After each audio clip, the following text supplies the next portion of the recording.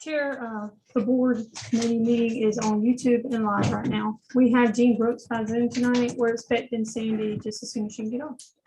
All right.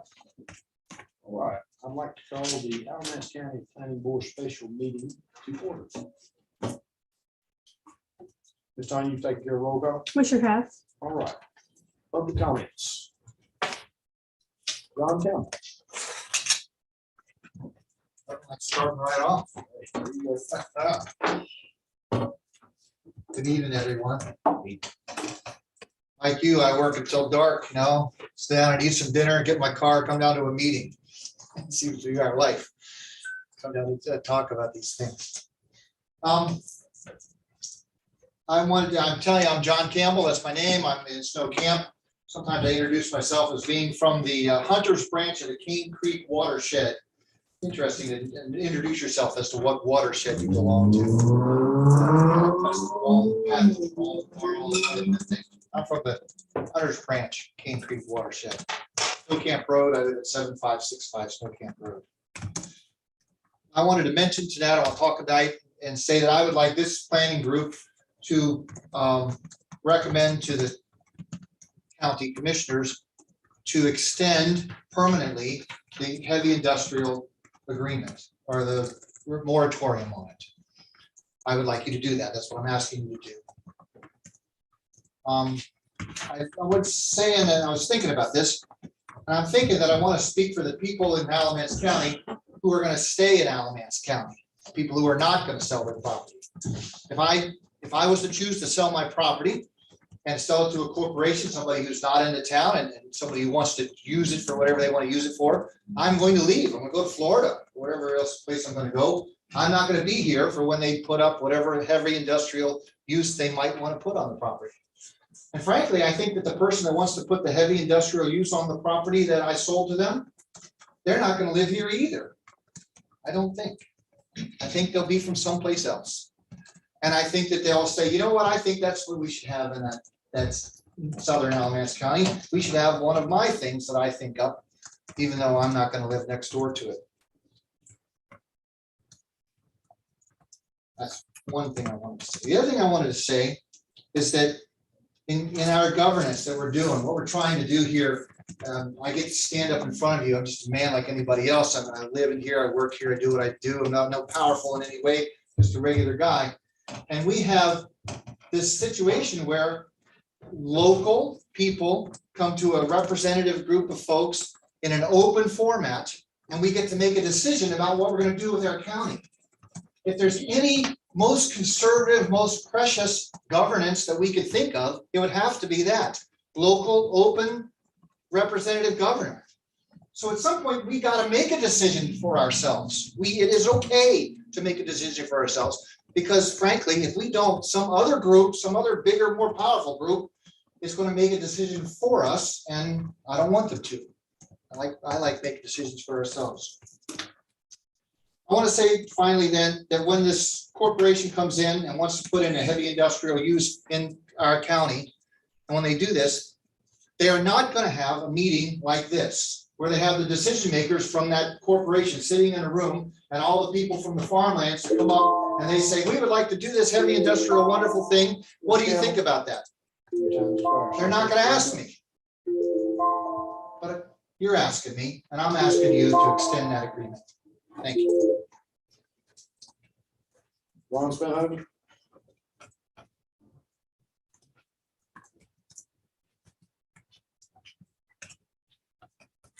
Good evening, Ron Spenhoven, Quakenbush Road, Snow Camp, and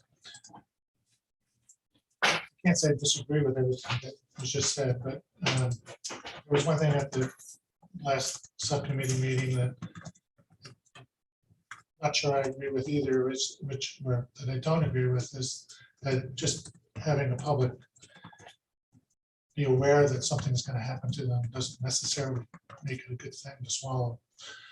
So to be able to say no to something would give us a lot more height to keep something out that we did not desire. That being said, what I really wanted to talk to you tonight is, I'm not sure if you're aware, and I just want to make you aware, that we know that several years ago, and I think I was a much younger man then, that the intent to build permit was issued by the county to the quarry in Snow Camp. And subsequently, the state issued a permit, even though they knew that there was a felon behind, convicted felon behind the company. However, I understand that they still have not applied for a permit, an operations permit. Yet they're operating. And I wanted to make that aware. They were operating at an extreme level for the last couple of weeks. I would like to make the question that it seems that people have complained to different factions in the county, and there's been a more of a hear no evil, see no evil, speak no evil approach or answer. So my question is, what is this what we want to do? Obviously, if these people are permitted, they have an operation that they probably will run. But do we want to make them stick to the rules? They're operating outside of the hours without an operator's permit. So who can address this issue? Is this a planning board issue? Is this planning department issue? Is this a sheriff's issue? Is this commissioner's issue? Is there anything that this planning board can do to make sure that they're operating within the rules? Because if you let them operate the way they want to operate, we know they're not going to operate well. Thank you, Mr. Manager. Michael. I can take 3 minutes. I appreciate the board, appreciate the way you voted last time y'all met, but I will say that I've owned several different parcels in Alamance County, and I've sold some, and I didn't move. And if I sold some more, I'm not moving. So just because you sell a piece of land, don't mean you hightail it out of county. That being said, what's crazy to me is I know so many instances in Alamance County where we've bribed businesses to come here. We bribed them. We paid them off. It's a common practice. It's kind of ironic to me that all of a sudden we're like saying we don't want no business. Where before we was willing to give them millions of dollars. And that's kind of, I don't know, maybe I'm just old country, I don't get it. But look here, Mr. Bowden, I didn't come up here picking you, I had no intentions. But I do wish you would refrain from saying the word restrictive is not restrictive. Because I looked it up in the dictionary while I was sitting here, it means controlling something or somebody. And so when you said here, I just want other board members to hear this, when you say 1,500 feet ain't restrictive or 1,200 feet, anytime you make a rule, it's restrictive. Now, I'm not saying I'm against anything you said. I'm just saying, don't say it's not restrictive, because anytime you make a rule on somebody, impose your force on somebody, you're being restricted. Thank you. This time that wraps up public comments. Yes, sir, it does. We're going to close the comment. Any board commissioner response? As a matter of fact, they are. Okay. I'm in agreement with Mr. County. Believe it or not. And the way that you and I can solve this problem is anytime a parcel comes for sale, we buy. We stay here and we then say, I'm not gonna put a rock quarry. I'm not gonna do this, I'm not gonna do that. And I don't think anybody in this room needs to be told that the reason I don't own all Alamance County, because I don't have that much money. Because if I did, I would. And everybody here would come to visit me by invitation only. That sounds like I'm being smart, but this board is trying to balance protecting the people that are here with allowing those who have property to do with it as they choose, which may include selling. And if somebody comes to me and says, you got 10 acres of land over here, and I want to give you $20,000 for it, that's $2,000 an acre for easy math. And I say, believe I'll pass. And somebody else comes to me and says, you got 10 acres of land over here and I want to give you $200,000 for it. That's $20,000 an acre. And I'm like,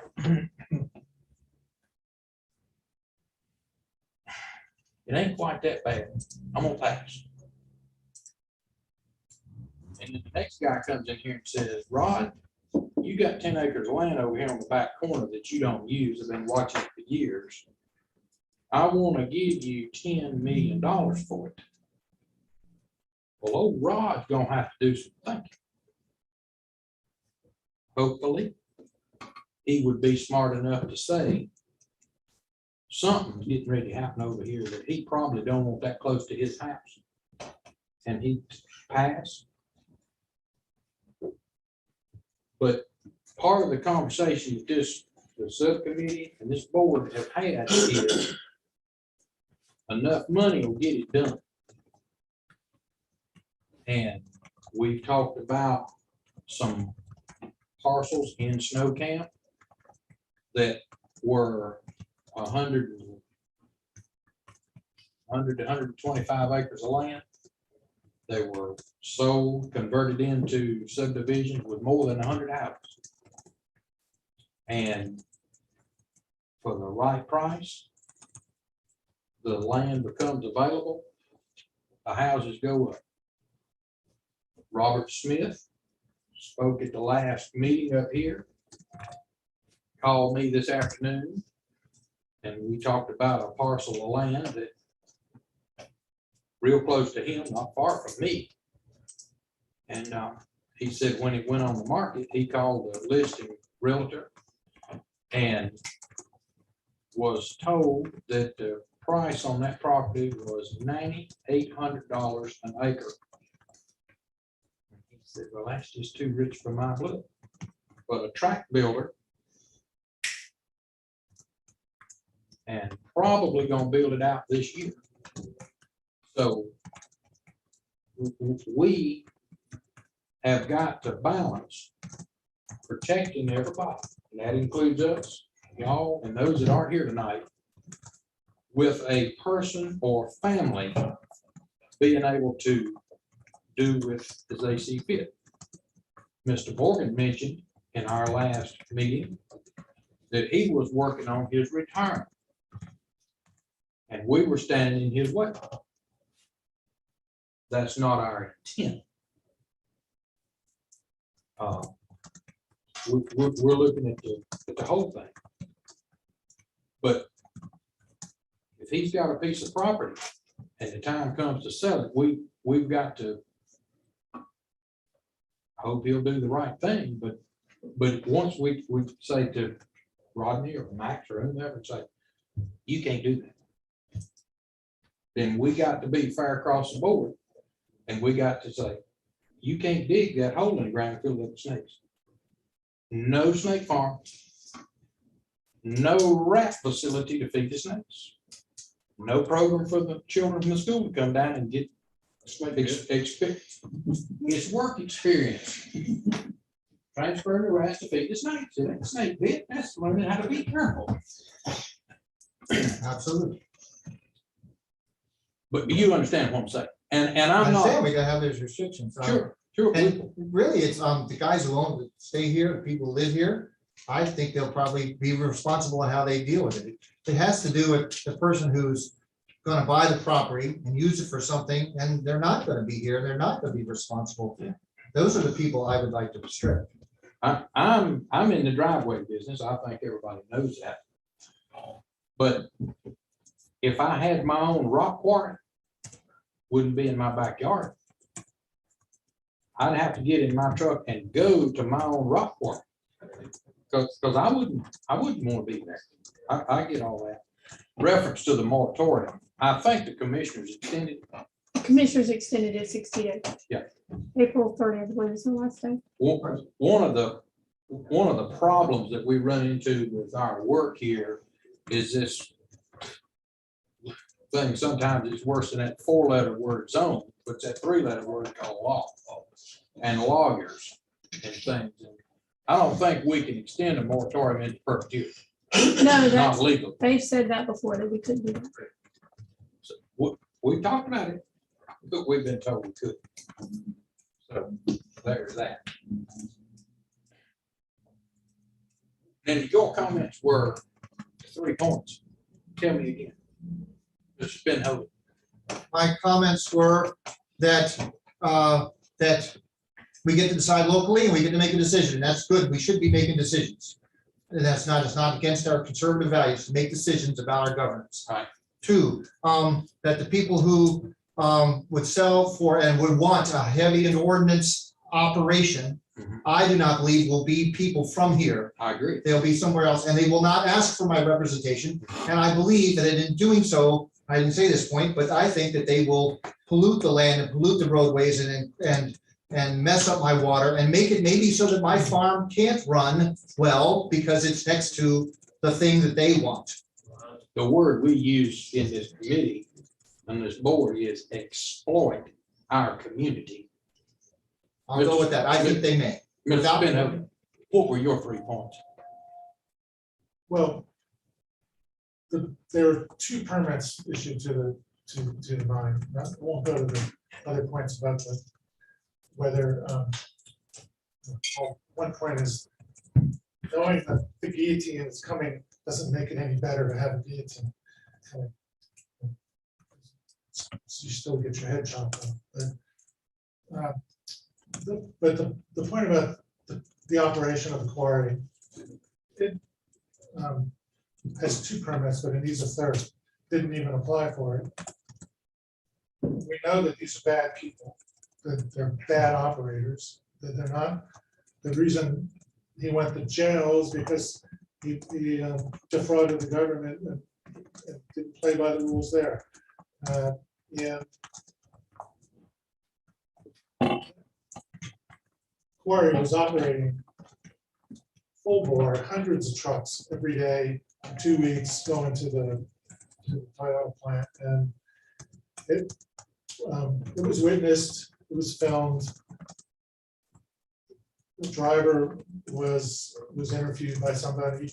It was complained to or complained about to sheriff's department, to the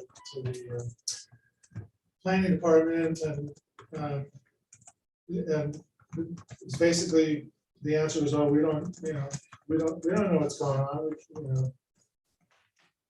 But who holds these people accountable? Because they will do whatever they want. They were operating outside of the hours of the noise ordinance. When do you just say you can only do this, you can't do that, and mean it and have some teeth for it? Or does nobody care? I mean, do we just let anybody do willy-nilly whatever they want to do? That's my points and my question. I don't have the answer to that. I could certainly ask some questions. I could probably get an answer.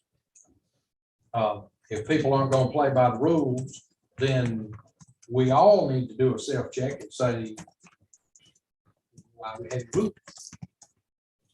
I appreciate that.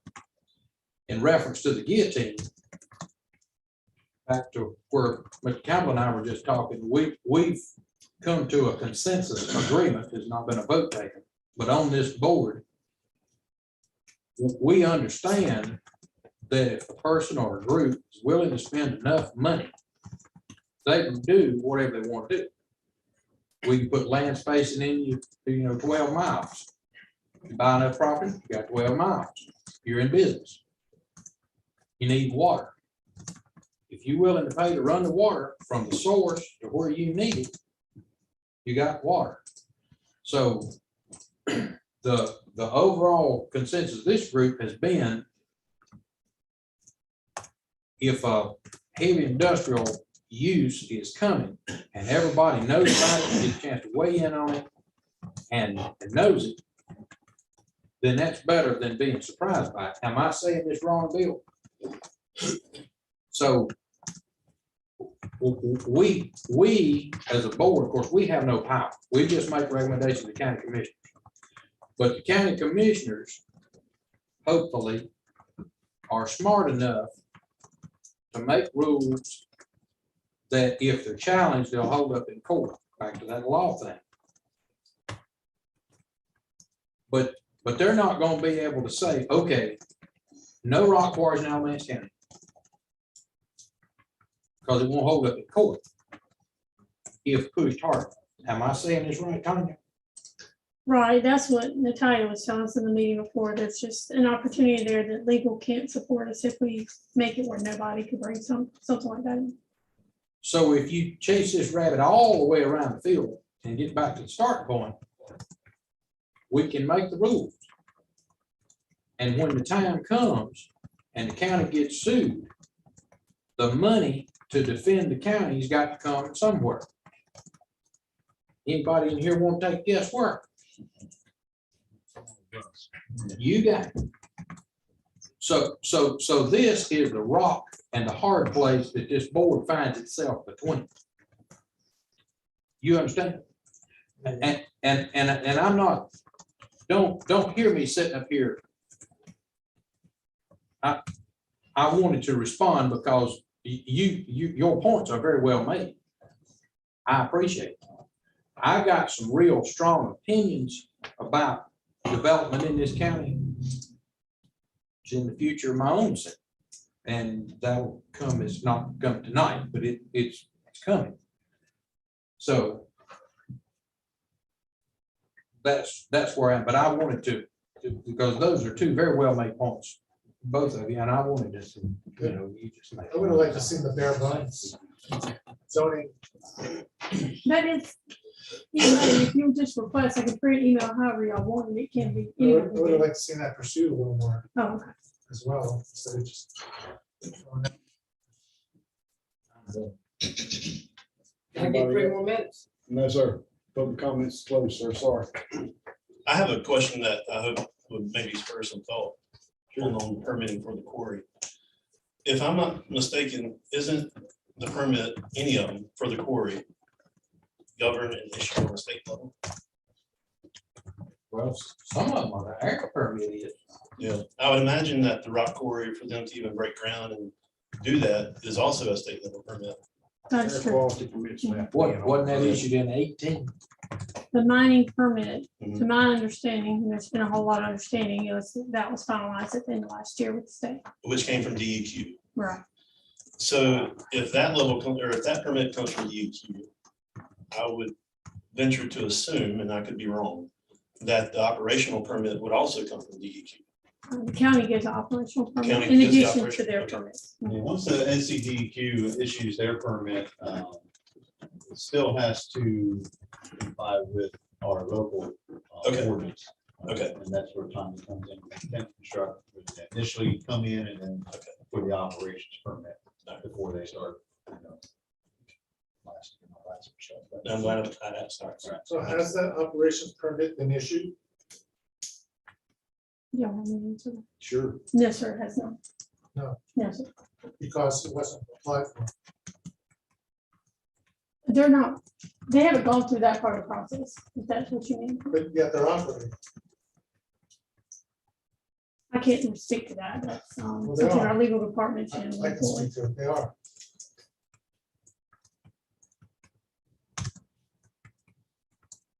I guess the best response I can make to that, if they are operating, I fully understand exactly what you're saying. I'm not gonna disagree with you. The time you just sit up here and say they've not applied for their operation permit, I understand that too. However, on the flip side, it's not like we're gonna be able to send the sheriff down there with Big Bud and a few airplanes and blow it out of existence just because they don't have an operations permit. I guess my statement is, and if anybody wants to quit me about it, I've got some thick skin, just go and knock yourself right on out. That rock quarry is on Clark Road, and they will get their operation permit if they apply for it. So But don't you think that they should be? go they through should that be held, motion? they should be held liable for that, yes, sir. And However, we're not in a position we can go down there and say, stop. Cut your tractor off, you're not digging any more dirt up. We're not at the point of doing that. Can somebody go down there and check it out? I don't know, Tony, can somebody from the county get the truck and ride down there and see what they're doing? We have to. Okay, so we have been down there. Have they been told, look, bud, you need to come up here and apply for your operation permit? They've been informed of that. Yes, sir. Okay, then I guess the next move is theirs. So, how is it their move? what, I mean, we're not gonna go down there Their move is with they a just bucket do of what they chicken and wanna ask do. them to do it. If the operation permit's applied for, they gotta do it on their own. If their move is they'll do whatever they want to do and nobody's stopping them without a permit,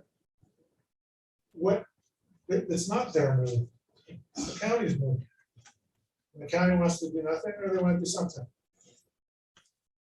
So my understanding is that, according to our ordinance, planning director is enforcing, not the sheriff department. Sheriff department has nothing to do with enforcing that ordinance, whether it's Codes. enforcement comes onto the planning director, and that's not. So it doesn't go under. Sheriff department does have a noise ordinance, so that's under his purview in regards to that fact. Yeah, I mean, I'm in agreement that if they are operational and they don't have a permit, then there's a provision that leaving the HIDO or the ordinance about issuing a stop work. Right? There's enforcement language in the, Right. So and they're in the that's gonna fall 2011, on they're the out in time, the new so, one. It doesn't, it's not your responsibility, it's not Terry Johnson's responsibility.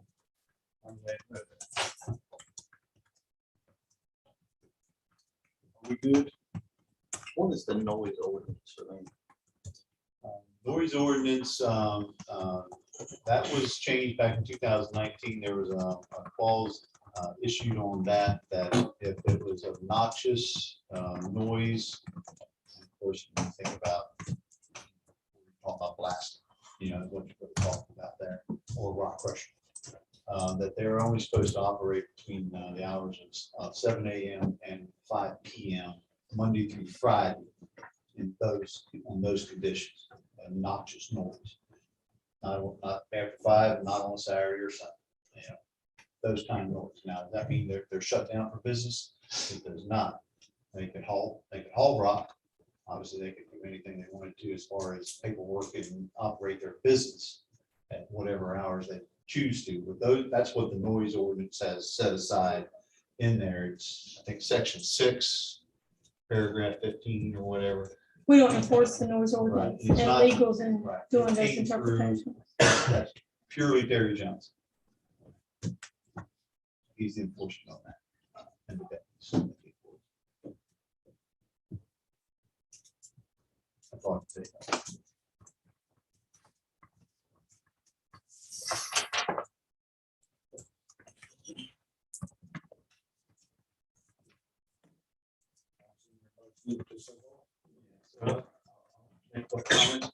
Like, I don't like incentives either. Sir, I don't like business incentives. Never liked business incentives. Every time I see a state or a county government say, oh, let's give $2 million to this business to come in, it really makes me cringe. Yeah, that's right. So I'm in agreement with that. Do not like, and the other part that you may comment, the restrictive language, and what I said in the sub meeting was that it will not restrict them from coming, from doing something, but they, again. but that right there is where you're wrong. If you make, listen, I'm not picking on you. I just want everybody on this board to understand what they're holding in their hands right now. When you say, I'm using this for example, and I'm not saying I'm disagreeing with you, I'm just saying, when you say 1,500 feet, using that what you got up there on 40 acres. Well, yes, you are restricting, you are. And because some cases you're gonna make it impossible. I'm using these fellows because they're convenient. When you say 450 feet for a trailer park, when you start doing the math, the feasibility of it, they say it's impossible, we can't do business. So it'd be better for y'all as a board to say, you know what, Mr. Campbell, we're gonna try our best to make it where it's impossible, where it's not even profitable for them to come here and do business. Because that is what you're trying to do. Let's not beat around the bush, let's just say it. And that's because when you say 1,500 feet, or in their case, 450 feet, you're making it, it's not feasible.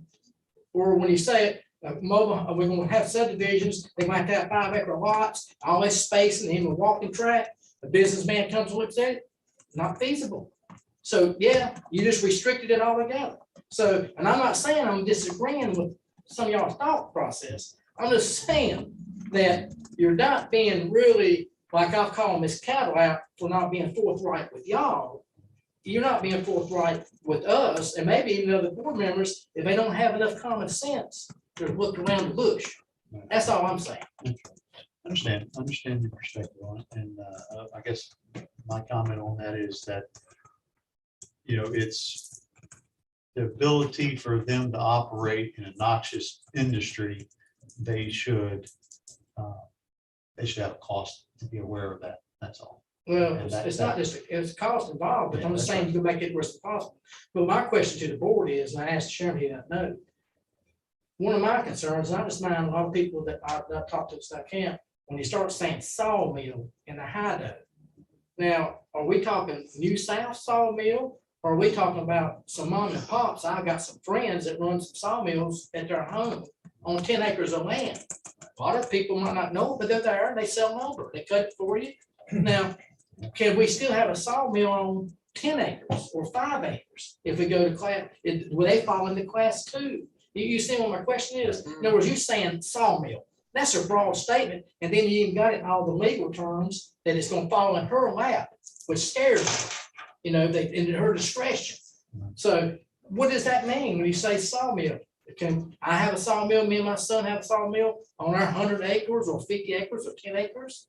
Can we have a sawmill? You have to read through the ordinance. What's the I swear, I wanna definition? see it. I mean, we can- I wanna Well, see a it. mortar band does not constitute assault. Well, what if I want a blade? Because you know, the old man Isaac up here on 49, he was the only guy that could cut a 24-foot log, and he cut it with a blade. Yep. We gonna put him out of business? You know, come on, man. You know, y'all need to get, and I'm not picking on you, but when you say sawmill, what, does that mean everything? You know, Okay, so you see what we're struggling with here. well, yeah, but to me, and I blame Miss Cattle, I'm not no hypocrite. I've sat in on 4 or 5 subcommittee meetings. She's not been forthright. She made y'all look like fools. I mean, fools at the last planning board meeting. And luckily for y'all, most of the majority of people were gone. And I witnessed it. I hated some of the county commissioners had left and didn't witness it. But when y'all sat there and talked about what these poor fellows had spent money on hiring a lawyer, you had there that night, and y'all saying, what was the proposed changes, what were they? And she sat there first saying there ain't been none, and finally, like pulling teeth out of a hog, y'all, she says, well, they're not changed if they're not voted on. Well, technically, what she said is true, but that's not what y'all were trying to discuss. And so I blame her for a lot of delay. If y'all want to know what's been part of the problem, it's been her. She's not been forthright in answers. Maybe she didn't know the answers, but, and I will say this in defense for her a little bit, the attorneys that we have for the county right now, they don't specialize. Like that guy's been coming who always says, well, maybe, possibly, my opinion, I don't know. I was gonna pick on him. I found out that, hey, he don't know. He's just an interim. And so maybe she don't know, but she Okay, needs to so tell at this y'all. point- At this point, you got your point across. Here in a little bit, we're gonna be working on public comment policy. There's a couple of things in there that I do want to see go through here. Okay, and it's gonna happen, I promise you. Does anybody else got any comments, or we done with that for now? So to wrap this up, Bill, how about say, take the word restrict out and put prohibit in. We're not wanting to prohibit somebody from coming here. We just want to make it a little more difficult. As opposed to, we don't want to restrict them with these restrictions. And like I said, I wasn't saying I Yeah, disagree I with you. understand. It just, that, you know, it makes it sound like one thing, it really not. We're good then. Okay, All right, we're moving on to new business. hang on, I got one thing about the sawmill. Wouldn't the smaller scale sawmills classify as agriculture? I think so. Some bona fide form. I think that the heavy industrial, I think it's clear enough that it doesn't restrict the little sawmill. I hear your point, but I don't think it does. You gotta have a minimum of 10 acres. It's even required for agricultural tax exemption, minimum 10. And then, as you know, Eric, you gotta sell $10,000 worth of product a year and file on your taxes. I know. So, yeah, you can have a guy that's on 5 acres, he can sell $20,000 worth of lumber work, and he won't file on ag. It's gotta be 10 acres. That's for present use value. He can still be ag. There are people that farm that don't qualify for PUV. And they don't meet the 10,000, but they still, and they don't get a farm tax number, but they still farm. But you just said they didn't qualify for the tax. They don't. No. So under the definition, they wouldn't be a bona fide farm. That doesn't stop them from being agriculture. Well, my question, I know the chairman's gonna get on this, but my question for y'all to think about, is it gonna be falling back on her lap as discretionary if a neighbor complains about the saw running and she comes and says, no, you don't qualify? I'm just asking. Ultimately, it's gonna wind up in the commissioner's hands, so really ain't nothing gonna fall. I mean, they're the ones that's gonna decide. Yeah. That's right. I Definition. have a question, but I know you're trying to move on. My question has to do with this word restriction and what we're talking about and whatever. It does seem that if you put some rules in place, it restricts what you can or can't do. But the restriction, I don't think is meant simply to stop somebody from doing something. The restriction is meant to stop somebody from, how do I say this? Messing up everybody else's place, everybody else's spot, all the common area, all the extra. So if the restriction makes it so that I can't pollute the stream on my property, so it doesn't pollute the stream on your property, because I have to have a buffer or whatever reason, then that's, the restriction's there for that. It's not just to stop me, it's to give, I know I was driving here tonight, and I came here and I drove at 60 miles per hour. You know why I went at 60 miles per hour? Because the speed limit was 50. And I went over that, I get a ticket. There was a rule in place and it restricted me and it kept me from hurting my neighbor by going 70, which my car could have done for sure, but I didn't. I went 60, probably should have gone 50. That's my own point, is that the restriction is not just to stop somebody from doing what they're doing. The restriction is to help all of us collectively not get the worst outcome. Sir, I appreciate your comments. At this point, I'm gonna make it very clear. The public comment session is closed. Okay. It is closed. Okay. Ms. Tanya, what do you have for new business? Good evening, board. Microphone's not gonna work. Okay. Tonight on your agenda for new business, we have a new cell tower brought to us by Communication Tower Group LLC. We have a couple representatives here tonight that can answer your questions. This tower is being proposed at 6359 Bishop Road, Snow Camp. The tower is proposed to be 199 foot tall. The application you all have in your packet is most all the information that was provided. It was getting so large it wasn't emailable, so there may be more information that I have, including I have DOT's driveway permit. That's part of the requirements, but y'all have the engineered drawings, giving you specifications, the height, location, those kind of things. What we've done is taken and reviewed this at the staff level. This process goes through staff, it comes to you all, and then we'll go to board of commissioners for a final vote to approve or deny the cell tower. At this time, I can take questions, or we can go ahead and let them represent their case, and then board can take questions after that. Probably, I guess my suggestion would be let them speak and then we answer some questions from the board. Sure.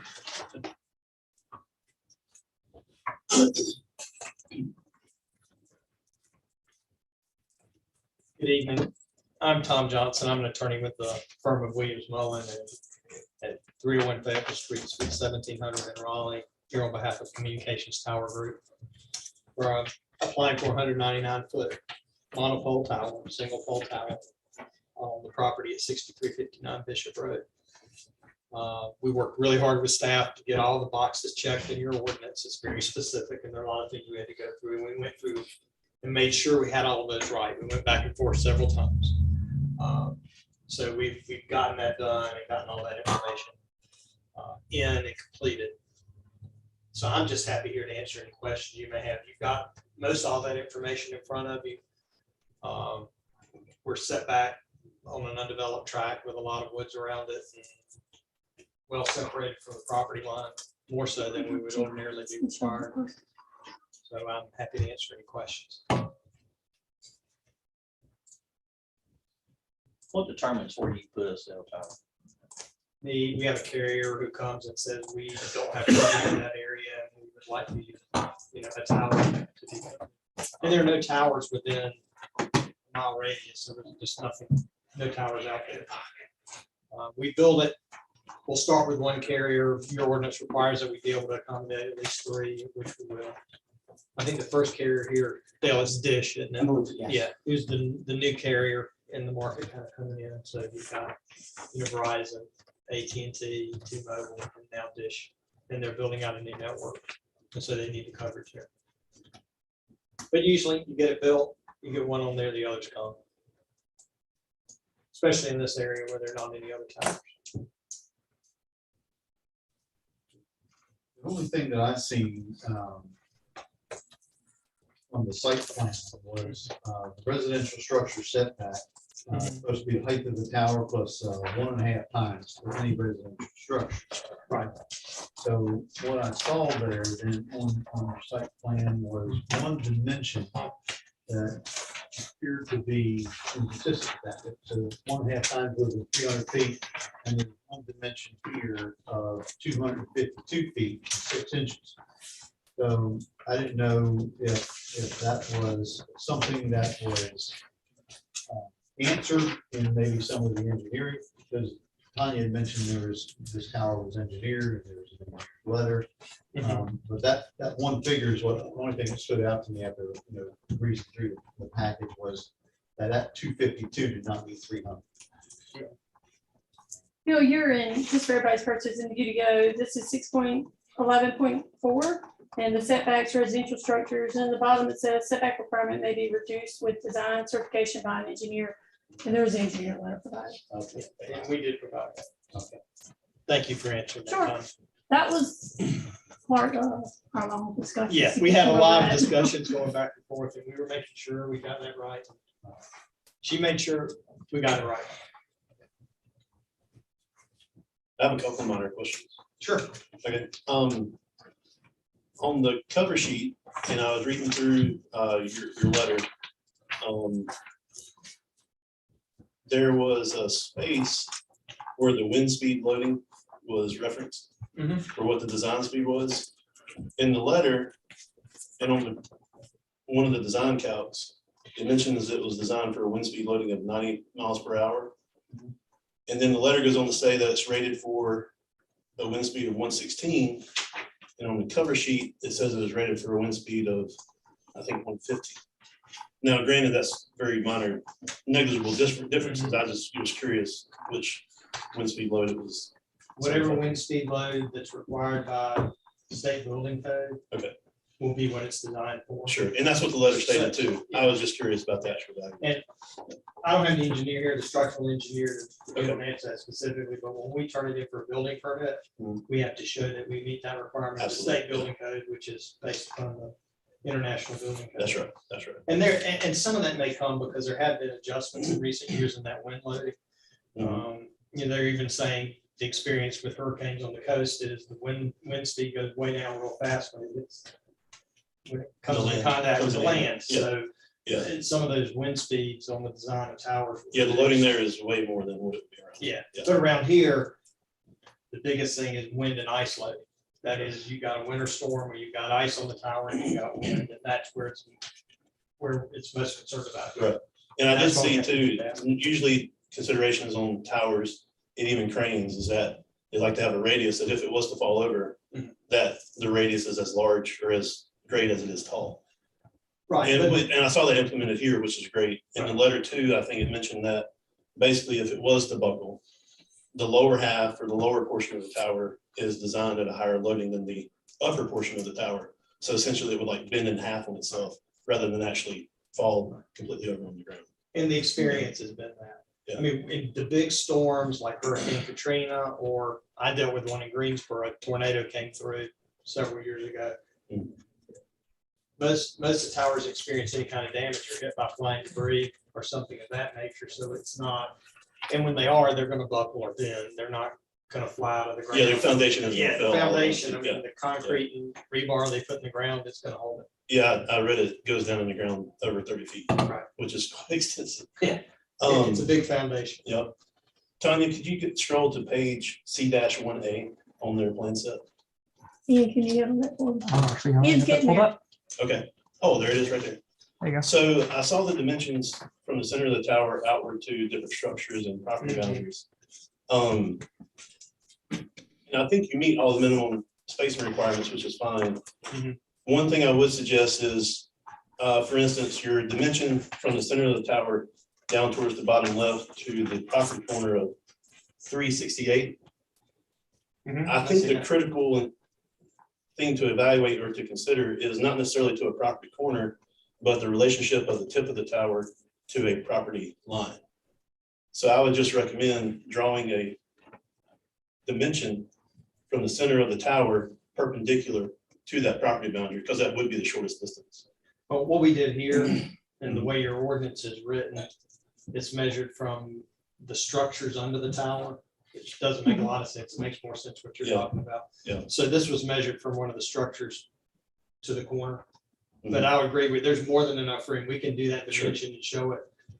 But the ordinance says from the structures. So that's why that's a little. Okay, I thought I saw This one- 368 goes to Okay. this little square box that's on here. It's hard to see, but it does go from that square box, which is a location for. Oh, I see. Okay, I was thinking from the center of the tower. I see It's that. not from the center of the tower. Got it. But if we Alright, did it from the center of the tower, there's more than enough room. Sure. Because you can see that center dimension that goes out to Bishop Road, it's 415 feet. Even if you made that perpendicular. I can do my geometry, but Yeah. there's still plenty. Absolutely, absolutely. And I even scaled it on the. I think computer, one so of the it's- first renditions we got actually did pull it from the center, so we may have some version of that along the way. Okay. And then we can show that from the center. Yeah. We just had to adjust it. Tanya's right. We went back to it. We had For to another adjust it reason. because it's Okay. from, the way the ordinance is written, it's from the ground equipment as well. Okay. Cool. And then on page C-1D, I was looking at the alignment of the access drive. And so there's a couple of larger trees that are in that vicinity.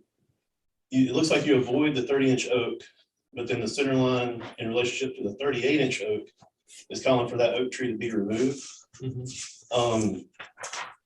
Is there a way you can shift that alignment to where that tree could remain? I looked at your grading plan and your slopes on your access drive seem, they're not very steep. So it seems like it could be possible. I just didn't know if there was other trees you were trying to avoid other than that one. I don't have the answer to that. You know, I don't have a tree survey in front of me Sure. to see what that might be. I agree with you. You want to try to preserve as many trees and this road is not straight to try to For that deal reason. with different things, trying to deal with, you know, to the degree we could. I mean, I can check on that. It seemed like maybe a minor shift might help, but if you shifted it to avoid the 38, what's to say you're not going to take down a 40 or something larger? So, The thing is, we've got, it's a combination of two things under the ordinance. You've got a, we can do a 12-foot gravel drive, but we gotta have a 30-foot easement. But under the ordinance, a lot of That has to be times they're cleared. 20 feet. It has to be cleared because fire code. that's why you have the hammerhead turnaround. and stuff Right. too. Because fire code, because you can have a more narrow drive, but you gotta have the clearance for the if fire equipment has For them to to be. be- Sure. Okay. That's all I had. Thank you. Oh, you're welcome. Thank you for the question. Sure. You're obviously an engineer or surveyor. Yes. Yeah, okay. Yes, good question. I know it. I've done this 30 years, so I've learned from other engineers, but I'm not an I engineer. got you. Anyone have any questions anymore for this gentleman?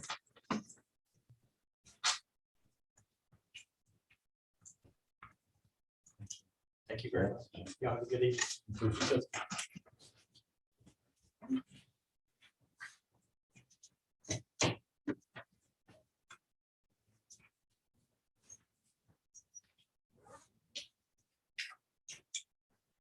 What do we do with that?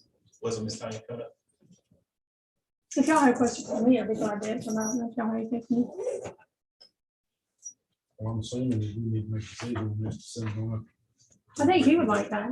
Yeah, I He's would been like hanging that. out with me for months. So he probably knows me We've been everybody figuring this else. out. I'll make a motion to recommend this to the. Board of County Commissioners. All right, got a motion second. All those in favor, signify by aye. Uh, Opposed, no. I'll let you know. Gene, did you vote? Yeah, Thank you. So this will go to the Board of Commissioners for their hearing. It's not even here. We don't have to have a public hearing for this. It's the same time we use this, and that'll be March 21st, and we do that at 6:30. 6:30. Well, even before we move on, Sandy, how did you vote? Okay. That's why they need the tower for the technology lab. Okay, I got you. There you go. I do have a question. Are y'all exploring towers up in the northern part of the county? That's a lane over there. Yeah. vote for that. How many times I've heard You can that? sit in the court and Tanya, you feel some. Okay. Yeah, it's spot. Yeah, if there's a, like, man, if there's a spot, Yeah. you know, the company I represent is in the business of building the towers, but they can go to the carrier and say, there's a dead spot here, do you want to work with? Yeah. Put one out there. Okay. So, yeah, Let us know. So your work is independent of the actual carrier? Right, we're a tower company. and we Okay, build you'll the answer that systems later. for the carrier. Yeah, okay. We build the structure. I think For the it's- carrier. Thank you. Yeah. Thank y'all so much. Have a good Yes, day. sir. Have a good day. Tanya, what else you have? All right, so y'all also have under new business, public comment policy discussion for that. What you have before you, I think, or Ian put some copies in front of you of what the board commissioners have their public comment policy. That's something just a talking point for the board if y'all want to look at that or look at something totally different. He'll be pulling up this minute. He's only got 3 computers over there he's working on. It's not the end of it. Is this? No, you got to pull that from the website. This, Oh. that's the one. Oh, that's Exactly. Yeah, that's my question. Yes, this is what the commissioners adopted, I want to say 2019, I might be off a little bit. But so they adopted a policy on how they would handle the public comment. And some of this is relevant more to them than to y'all, but right after we put on there, and I told them we just bring this up as something to y'all to talk from, not final. This is certainly not drafted for you.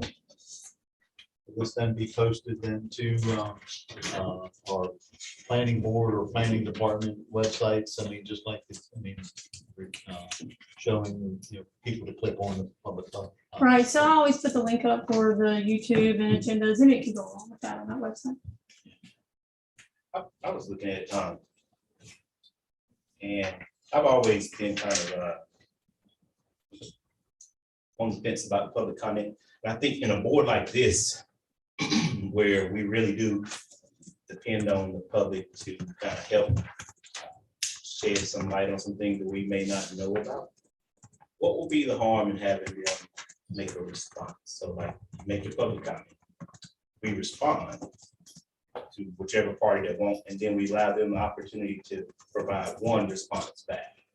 Just as this said, meaning like, so like we take the example, we're looking at one particular issue. It was mentioned in the public comment, one of us made a comment about it, but we actually allow them to respond back. Versus just closing the public comment period and not allowing them to kind of fall back. Now granted, we have 100 speakers, that's probably not going to be feasible. But I'm just curious, because we're not making recommendations, we don't have authority. I see the value in having the public at least get the opportunity to respond or provide maybe a little bit more additional information where. What we've done in the past, I can remember, Rod, you hit me out on this. If we was in the middle of discussion or something, we would just come right out and say, well, Mr. Stanhoven, what's your thoughts on this? We would specifically ask that person for his opinion. Okay? But when it gets to the point of the comments explode and we move into our part of new business, like we just did with the cell tower. When it gets to the point that we've got 13 members on the planning board, correct?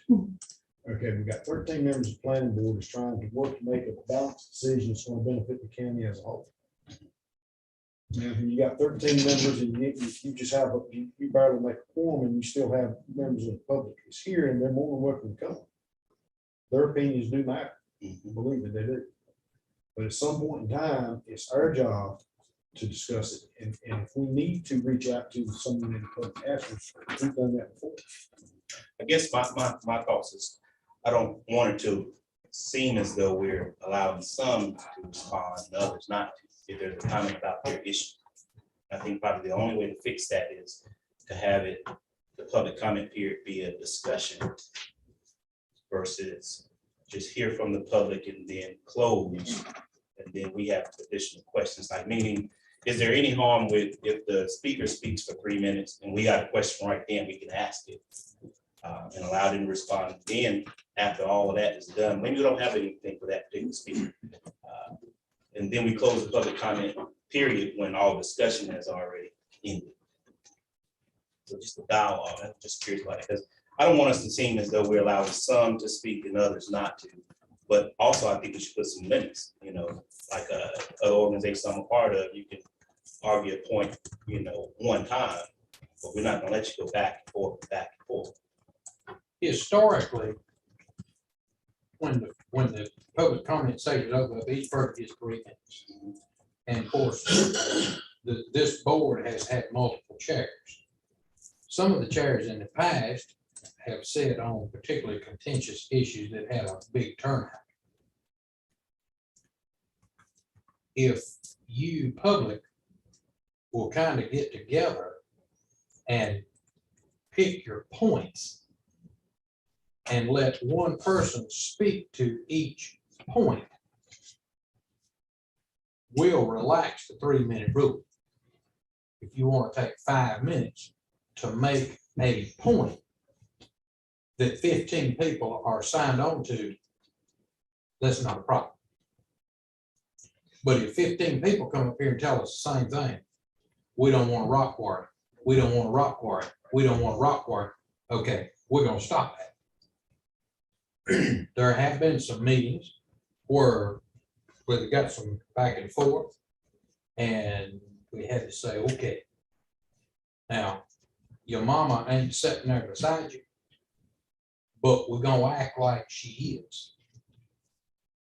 And if you would say that with her sitting there, shame on you. Be nice. As a general rule, if a person offers something and one of the board members then asks a question or engages conversation, the 3-minute rule stops. So when I addressed Mr. Campbell, we talked back and forth. And then I talked to Mr. Spinhoven and we talked back and forth. They weren't held to the 3-minute rule. And of course, everybody knows when Rodney started talking 3 minutes, we can't say how you do it in 3 minutes. So that's what we've done in the past. And the point you make is a very well made point. What you got to do, and this is a whole thing, what we've been doing the whole time, is trying to find that balance in there. When you let people go back and forth and back and forth and back and forth, and then you stop it. Where's the stop line? And at what point are you showing favoritism? Are you discriminating? And we talked about that a couple of minutes back. Discrimination in purest form is when it involves me. Let Mike talk all he wants to, no big deal. But when you tell me you've heard enough, well, now I'm mad. Just because you told me to quit talking. So that's the biggest reason we kind of sort of stuck that 3-minute rule. Yep. It has nothing to do with not hearing about it. But it's like Rod said, he is the truth. You know, if we allow someone 5, 6, 7 minutes, and then this other person cut them off 3, you know, you know you got a problem. I mean, most meetings, well, all the meetings that I can think of where the county commission is concerned, at 3 minutes, you're done. Right. If you're halfway in, we thank you for your comments. Again, I agree with the 3 minutes. I just think that we're at a point where we can have some flexibility for it to be a dialogue. So yes, 3 minutes, cut off at 3 minutes, but just like we engage in the back and forth after the comment session was over, I think we should write it so that there can be an opportunity for that in a way that we not have a longer engagement with some residents than others. I think that we can give them a response, one response to our question, and then cut it there versus having the back and forth with some and then not doing it with others. Right. You know, so I think that's the part that I think will be beneficial in a board like ours, being, you know, having some type of discussion, at least allow the public to respond one time if we have a question. There, I mean, does this fall under Robert's rules? I mean, I don't know Robert's rules. We used to have a lady on the board that knew Robert's rules. Ashley. Ashley, she was sharp. She was sharp as a tack. I'm pretty decent at it. Yeah, does this fall under Robert's rules or at least? Most of it does. Yeah, it's pretty close. Yeah, but also actually what I just mentioned is part of Robert's rules, where you can respond to the item at least one time, but you can't do the back and forth. That's kind of where I got it from. And then also, I think one thing that we probably could ensure is we probably can handle it when we have the list of public speakers, is that no more than 3 speakers can speak on one topic. That's, I hate to use the word restrictive, but that keeps the meeting moving. Yeah. Because just like you said, Chair, Ray, you have 100 people saying the same topic. This is one way that we can control that. Well, you know, we had Or that at encourage. the last couple of meetings. We've had more than 30 speakers signed up to speak. And in general, they were all about the same thing. Some of them had some different things. You know, my thinking is that everybody should be allowed to speak. You know, you should be able to, it's your constitutional right to be able to speak. You know, to restrict people in a public setting to not be able to exercise that right, I don't think that I like that. Right. However, you know, in some of those cases, we sit here for an hour to an hour and a half, and all we hear is 3 minutes of the same thing every 3 minutes. You know, so, you know, I don't know where as Rodney's like, where I agree, where's the balance in that? Where do we find the happy medium that we can allow people to express themselves and helps us to understand you know, what their barometer is, you know, on a particular thing. But at the same time, we'll never get any business done if we sit here for 2 hours just listening to public comment. So I don't know which, again, what's the right answer? Well, if you got that many people speaking, you're affecting a lot of people's livelihoods. True. That's So, true. I mean, they need to be able to have the opportunity to speak. I agree. So that they need to say, we have to sit here for 2 hours, we just have to sit here for That's 2 hours. right. And I don't think there's any residents around here that they walked over. So they drove to get here. And so I feel like that, spent your gas, you drive over here, you signed up and was bold enough or courage enough to speak. And want to be involved, that should be welcome. I don't think the plan is to be to censor anybody. Because everybody's opinion does matter. When it gets to the point, and I'm speaking off the cuff now, when it comes to the point, we're part of not necessarily a governing body, we're just a planning board, and we make suggestions to commissioners. They don't want to have the final say. But at the same time, the general public should be comfortable enough that they can come and speak to us and talk to us and give their opinion and help us along sometimes if necessary. That's where the public dialogue comes in. When we are having a discussion and we reach out to the general public and we ask them a question, there's your dialogue.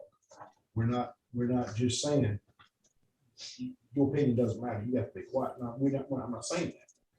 For us to reach out to the public and ask a question that needs a legitimate answer, and we're depending on that member of the public to give us that answer, then yes, that's the dialogue that would be good. When it gets to the point that we're trying to have a discussion and all of a sudden anybody from the public can just jump in and just rail on somebody, that right there is wrong. Yes, I agree. So there's other things in this set of rules here that I've looked at that I counsel a lot. But, you know, having public comments is very important. I do know at that last meeting we had over there, somebody came over and they said, you know, you don't have to have public comments. And I remember saying to them, I understand we don't have to have them, but we're gonna have them because the public does matter. That's what we're here for. So public comments do matter.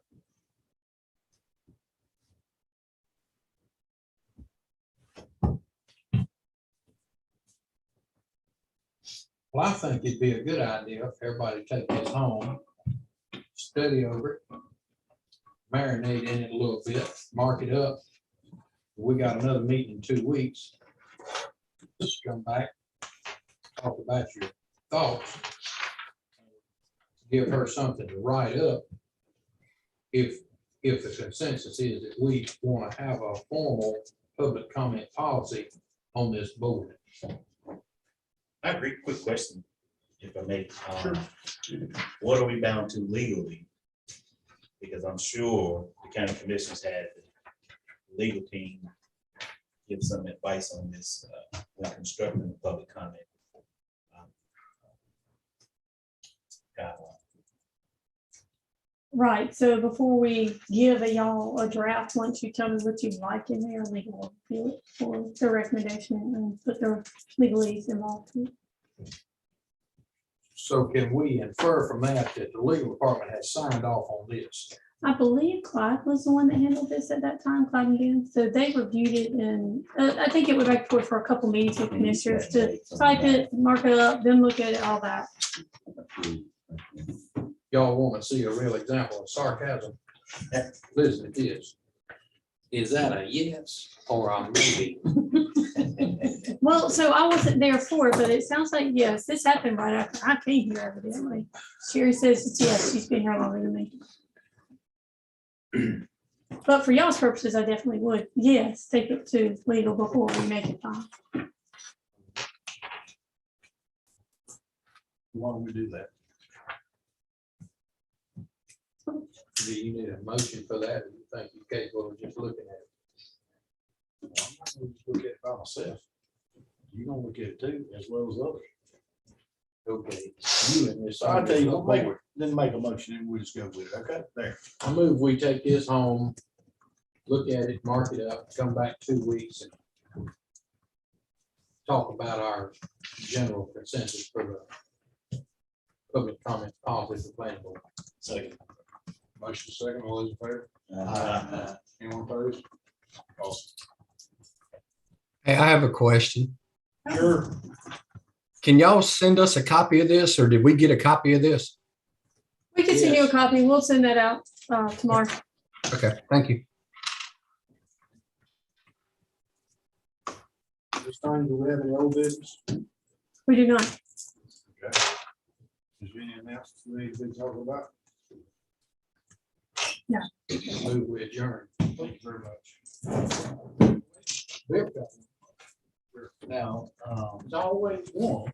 well, I mean, I just wanted to go without being said. Now, at the last planning board meeting we had, that was 2 weeks ago. RV park mobile home ordinance was going to be up for discussion. Special call meeting, because that is the second meeting. So is that going to the first meeting in next month? Because it was put together that we weren't going to do a subcommittee on that, that we were going to discuss that as a board together. Was that, when was that discussion going to start taking place? I'm sure some of these folks are here specifically. I don't know when that. My understanding, when y'all made that motion, we would have it at a regular meeting, so it was going to be on the next meeting, March 6th meeting. Okay. So is that how? I just wondering. Other than that,